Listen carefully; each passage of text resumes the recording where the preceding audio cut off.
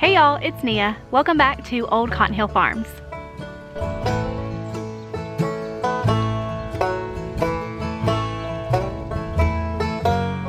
Today I want to share something a little vulnerable with you. I am going to be showing you parts of my homestead and my farm that I'm not very proud of, but I'm showing you this to hopefully prove to you that we're all human and we can't compare ourselves to these homesteaders and these farmers that we see on social media. Social media is a highlight reel and I'm here to show you the real truth. So let's go. This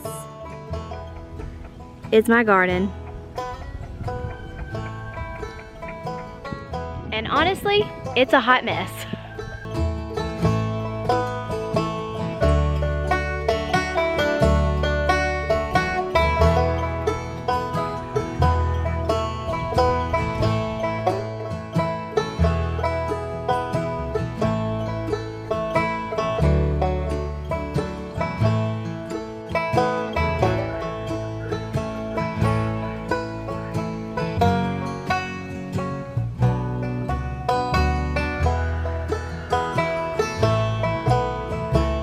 So before we bring this space back to life, I want to take you on a tour.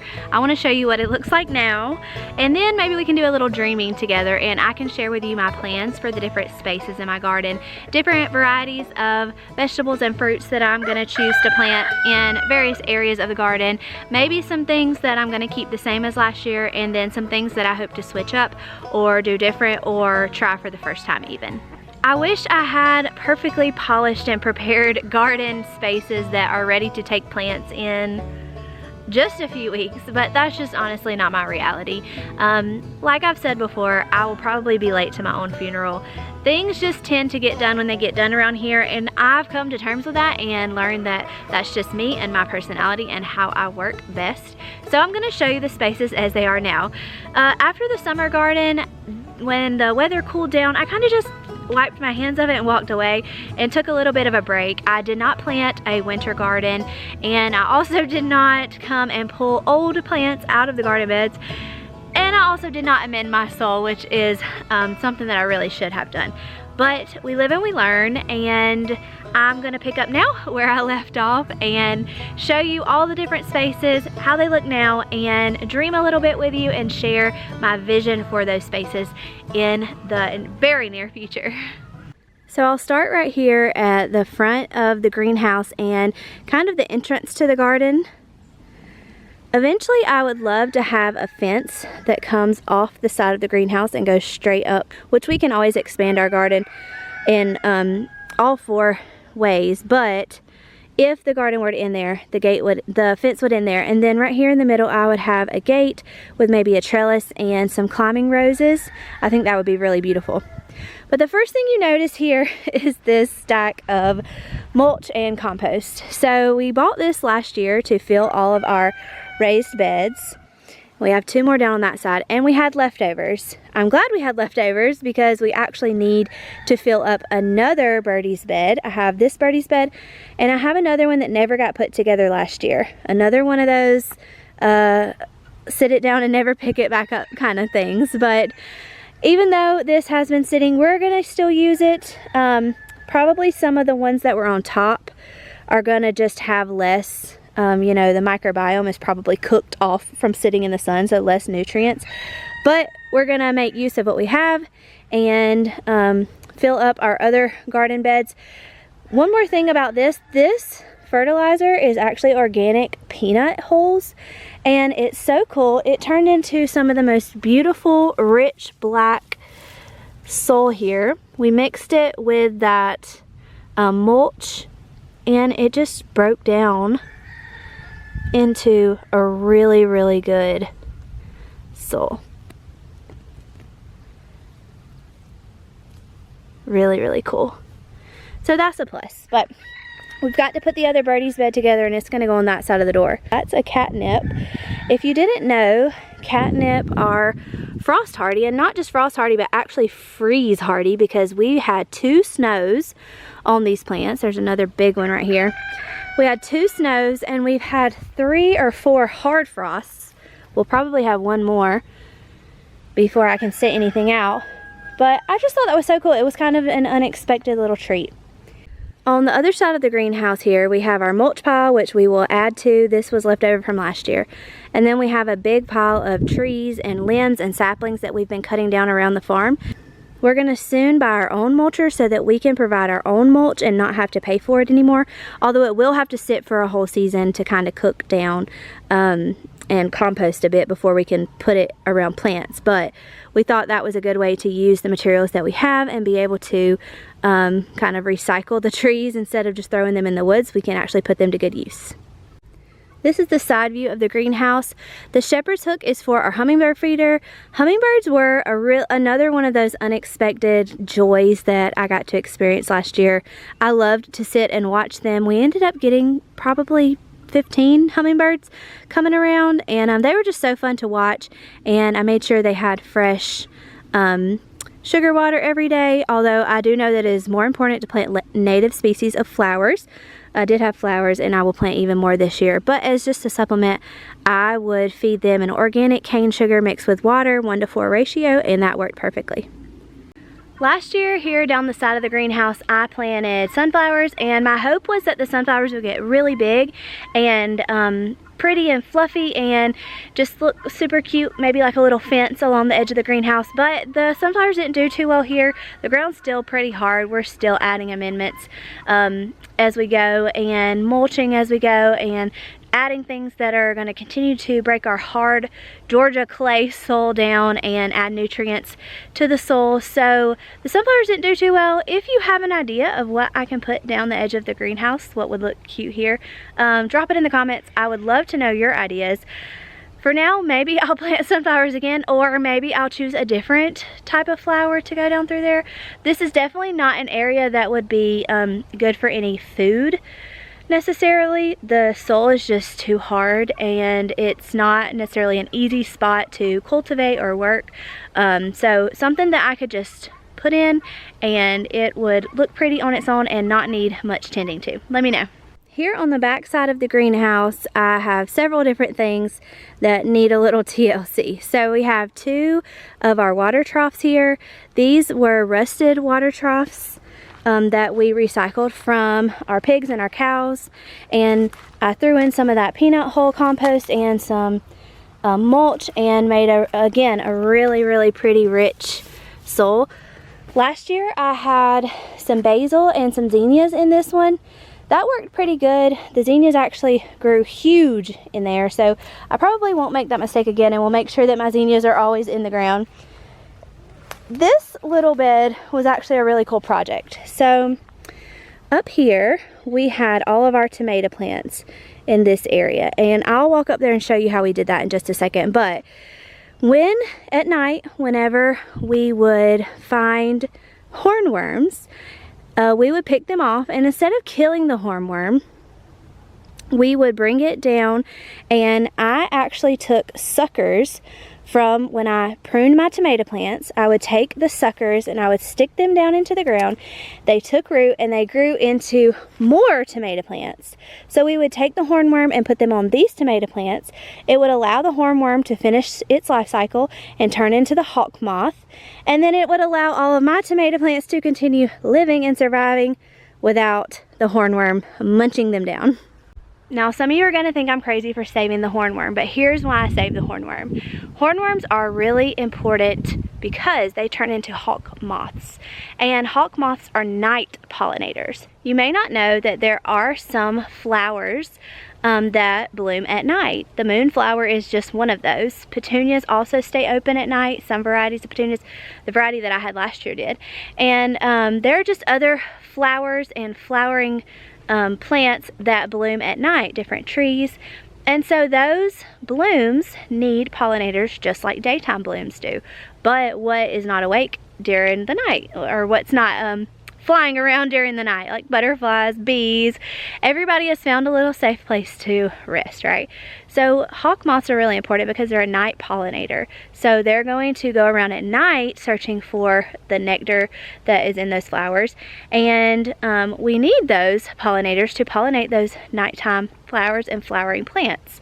to allow them to reproduce. So that's why we saved the hornworms and we put them on these sacrificial tomato plants, and they were allowed to eat as much as they wanted. And I'll tell you, it was a really cool experiment because number one, we got to save our tomatoes, but number two, these tomatoes still survived. So it kind of helped me to realize that the hornworm, at least in my area and in my experience, yours may be different, the hornworm was not as big of a threat as I thought that it would be. So one way of mediating pest damage is to sacrifice some plants. Always plant more than you need. If you have the ability to plant more than you need, and if you're buying a seed packet, you probably have the ability to plant more than you need. They always come with more seeds than we need, unless you're growing for like a market size.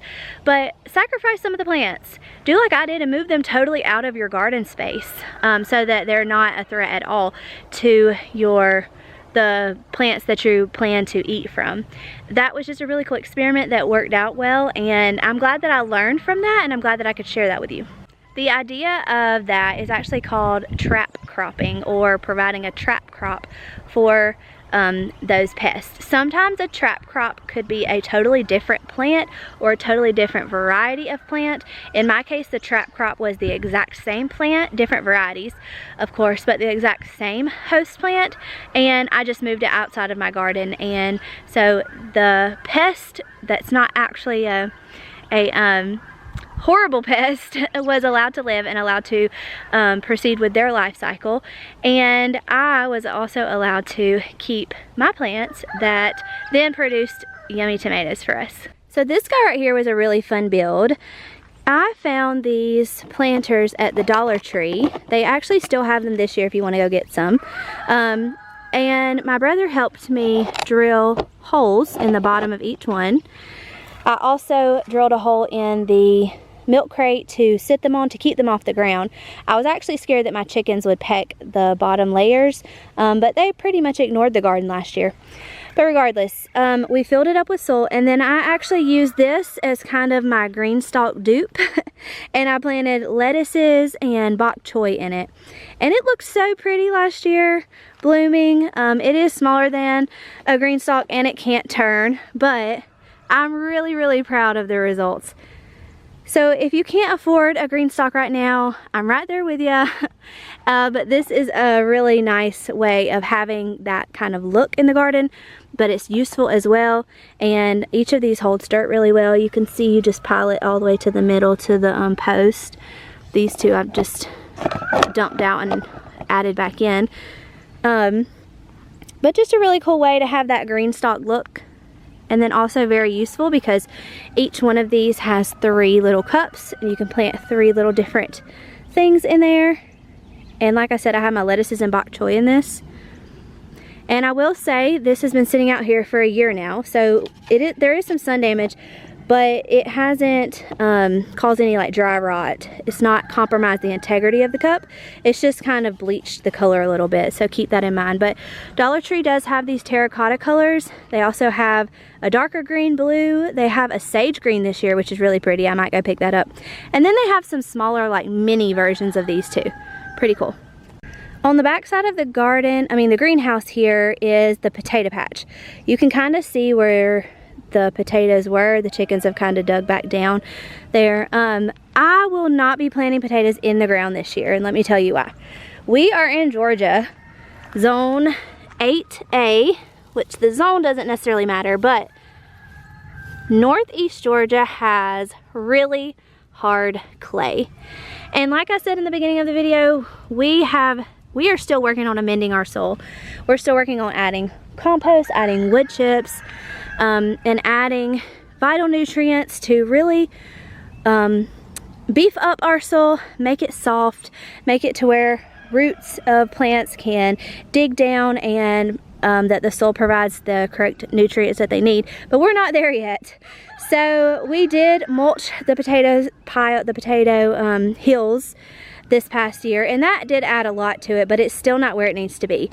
Now, if I had no choice, would I plant them in the ground again? Yeah, it was fine. Digging them out wasn't fun, but it was fine. But this year I'm going to try something a little bit different. So this year I'm going to use a crate like that one, and I'm going to take maybe like 5 or 6 of those, and stack them on top of each other. Fill them with mulch and hay and soil, and then I'm gonna put my seed potatoes in there, stack, stack, stack, and once the plant actually starts to grow, it will come out of the sides of the milk crates, and then once it dies off, I know that my potatoes are ready. I think that that will be a really convenient way to grow potatoes. I loved growing potatoes last year. It is one of the easiest things to grow if you don't want to start anywhere, if you don't want to worry about a seed germinating, or keeping a plant moist and water. Plant a potato, plant a seed potato. It is the easiest thing. You take the chitted potato, you put it in the dirt, and you forget about it.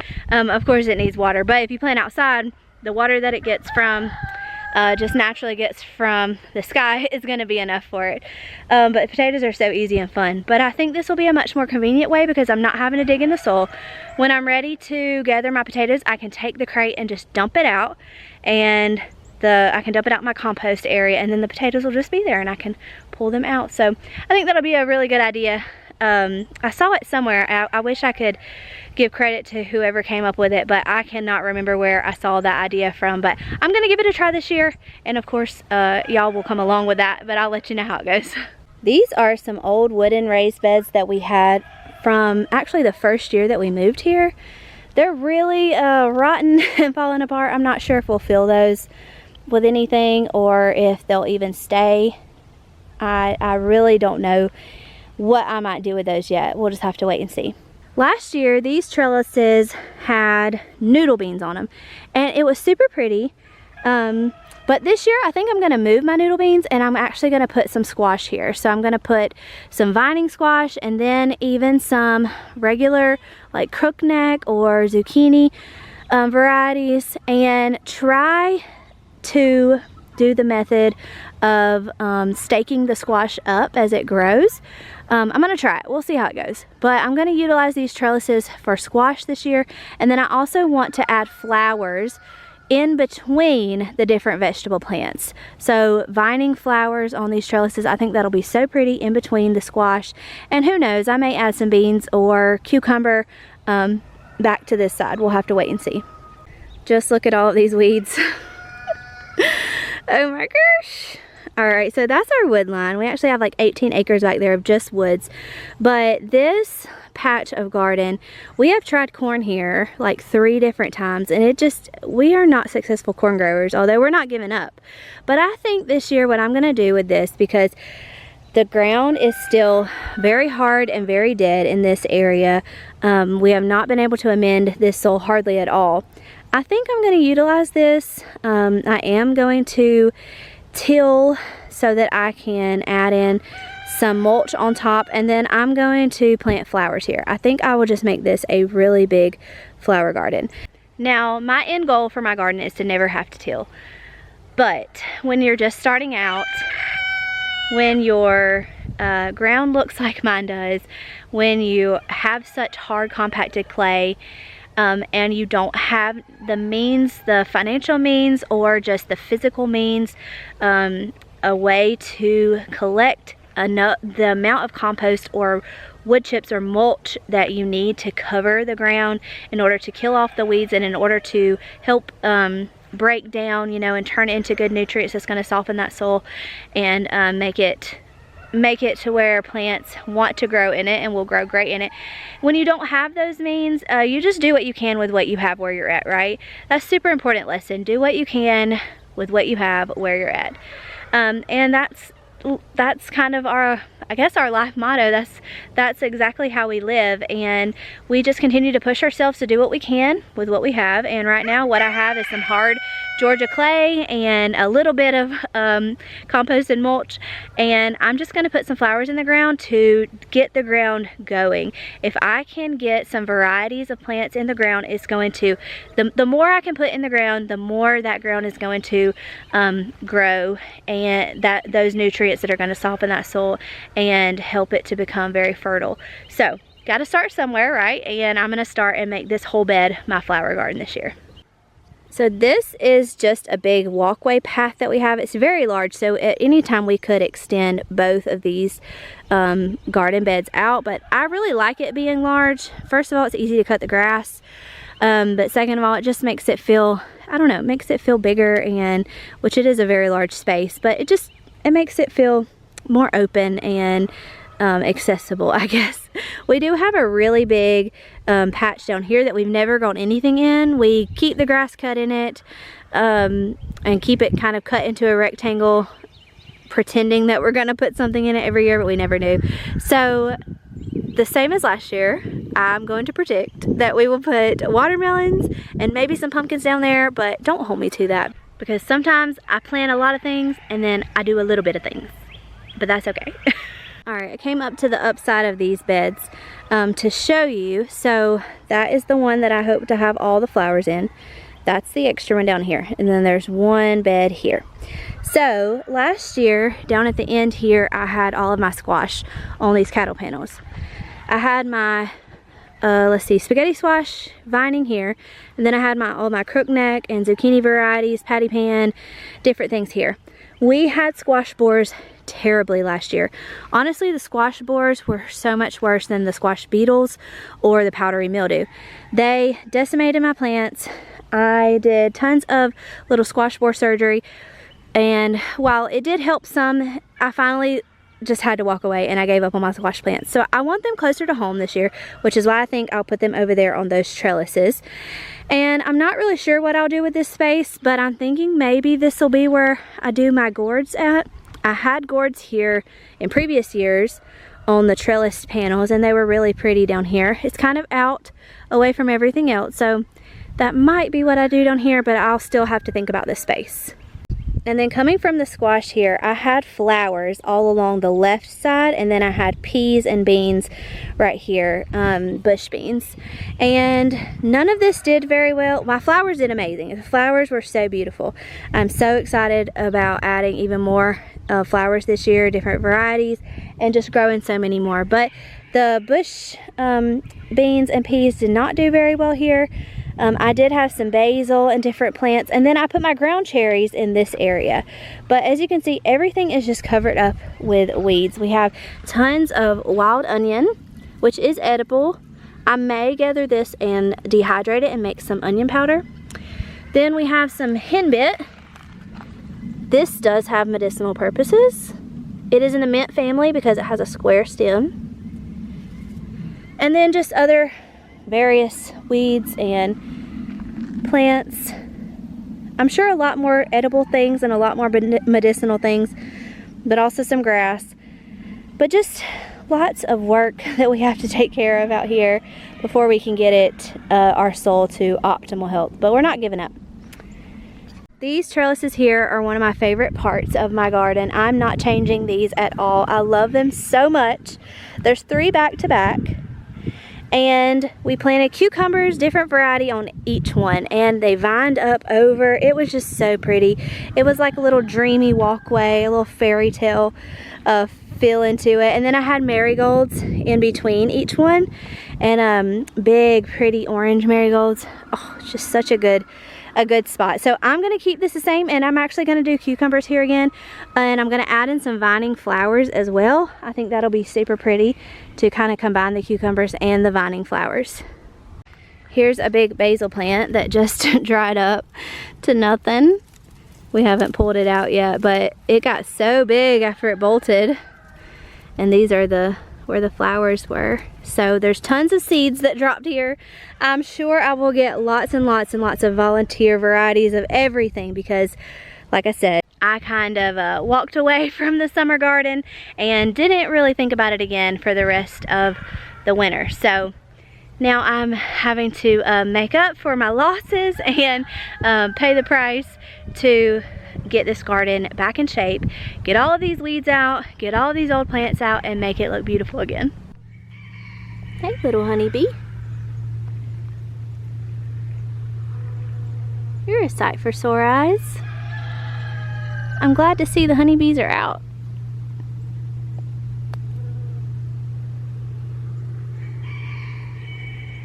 That's so exciting. So I'm on the other side of those trellises, and I wanted to show you there are 3 cattle panels here, and this is where I had the beans. So I had an old homestead on this trellis, and then I had a, let's see, sugar snap peas on this trellis.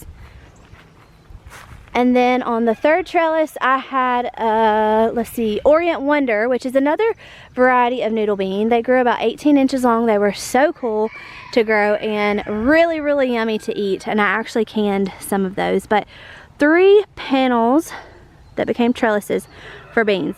I will probably keep that exactly the same. I like how it kind of makes a wall and a buffer. So this is that walkway area. There's the greenhouse, potato patch, where I'll probably put the squash, flower garden, don't know, the cucumber trellises, and then 3 panels of beans. I really like that setup, and this is, we're kind of back in the beginning where I would eventually love to put a fence that goes up right here, and this would kind of be where the gate would be with the trellis. This would be like the entrance to the garden. And like I said, we can always expand these beds out if we ever need to, or even put something in the middle. We do have this space here that kind of comes out from the greenhouse up to the walkway area that we thought about putting some raised beds in. But the possibilities are endless. This is the really exciting part about having a garden, is you don't have to do the same thing every year. If something doesn't work, you don't have to keep doing it. You can change things up, and you can make it work for you. You don't have to do the same things everybody else does. You don't have to take another homesteader or farmer's word for something. Just try something and do it. See, you may have the next inventive idea that somebody else would like to hear about. So try something and do it. That's the best way to learn. So I am standing in our tomato garden from last year. I'm gonna show you our ideas that we had last year and the reason we built it this way, and then I'm gonna share with you what we did not like about it and how we're gonna change it this year. So every 15-ish feet, we put in a T-post and strung a metal wire, you can see it right here, between each one, and we did that 3 times. So we have a bottom wire, a middle wire, and a top wire. My idea was that I wanted to tie twine from the top to the bottom and allow the tomato plant to climb up the twine. I would wrap the tomato plant in twine as it grew. The purpose for that is to avoid having to buy things like tomato cages or multiple stakes. It was a way essentially to save money and to use the resources that we already had here, meaning the T-post and the fencing wire. So what did we not like about that? Well, let me show you. So here are the T-posts with the wire, and this is why we didn't necessarily love this. The wire is extremely flimsy. So here's how we're going to correct that problem this year. We're going to take cattle panels just like that one at the back, 16 feet. We're going to put one from the end to the middle and another from the middle to that end. We're going to keep them off the ground a foot or 2. We haven't really decided yet. And then that cattle panel will provide a really strong structure here for the tomato plant to grow up. Now I can still tie the twine up top and bottom and use it to secure the tomato plants as they grow, but instead of this being a flimsy piece of wire, it'll be a solid structure cattle panel for the tomatoes to lean against. And if you ever grown tomatoes, you know that sometimes they get very heavy. Most all tomato plants will require a cage or a structure of some type. So this is kind of a quick way to support a lot of tomato plants at one time. We all have areas in our life where we have dropped the ball, right? And if you say no, you're not human. There's no possible way. We're back over here at the greenhouse, and I just wanted to show y'all.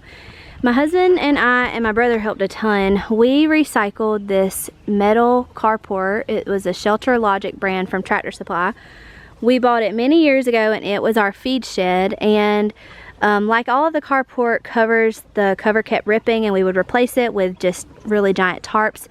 But decided finally to move it out here. We really wanted a greenhouse for the longest time, and my husband had this bright idea, let's turn the carport into the greenhouse. So we did. So I'm going to show you, just tell you really quick how we did it. So my husband was the brains and the brawn, and he figured out the measurements for how to frame in the 2 doorways. So we decided to put a door on both sides because I'm able to walk right out into the garden. And if ever there is the fence here, then the fence would also go down the back side back there. So it's just a really convenient way of entering the garden and also having an exit point. But he framed in the doors here so that we could have 2 of these nice screen doors. The screen does come up in the summer, but most of the summer I just have the door open. We used plastic from Bootstrap Farmer along with the channels and the wiggle wire. That was not a fun adventure of putting that plastic and that wiggle wire in. We did have to actually run these channels along this curved part here. So that was, again, not a fun activity, but a labor of love truly, and just something that I'm absolutely so proud of.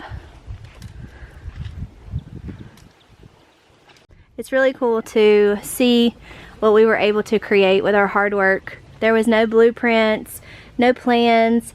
There was very minimal YouTube videos that even helped us understand how to do this. We truly just did this all on our own. And then my husband worked extra hard to build these tables for me. And I actually nailed down the wire on top. And just a really nice space to start seeds in. I know that I am so lucky. I love being out here. This is my #1 favorite place to be, especially this time of the year. And I feel eternally thankful that I have such a beautiful space and such a large space to start all my plants in. For a quick tour of the greenhouse, this is my little recycled table with my recycled chair that I found in the woods. So this is where I sit, make plans, keep my notes, organize my seeds. And then this is a hanging basket area. I make hanging baskets for Mother's Day. So I love that we have all of these, this like middle framing here, because it's super nice to hang the hanging baskets on. And then we do have 5 of these beautiful, very heavy duty wooden tables. I use this area as like my organization. So I have my soil blocking, I have all of my ingredients. I make my own soil. And then my thermometer, there's a water hose down there. This is just all kind of storage area, essentially. And then this is the other birdie's raised bed that we have not put together yet. And I am using this area for storage. That's just some recycled trays and cells. But eventually that will fill up everything else and be full of beautiful plants. I use an old trough to make my soil. Cocoa coir is the base, and then I just add in the nutrients. But I keep that here in the center. This is an old table that I had that we played house on at my granny's house, and I use that for up potting and transplanting things. And then just tons and tons of storage. I already have some things started here. I'm running a little behind, but that's the typical name of the game for me. And then I have a water hose. Last year I had a really long sprayer on it, and I hope to find one of those again. I just haven't found one that that's like sturdy. They're all plastic, and I really want a metal one. But that's our beautiful greenhouse. So pretty. And we do have a fan up there. Sometimes bugs will get stuck in the tops of these. That's probably the one downfall to the whole thing. But we have tons of jumping spiders in here, so I guess the bugs can feed the jumping spiders. Thanks so much for joining me on this garden tour and letting me just dream a little bit and share my garden plans this year, and not judging me too hard on sharing my crazy looking garden. I hope you had fun today. I sure did, and I hope you'll come back. Thanks for hanging out.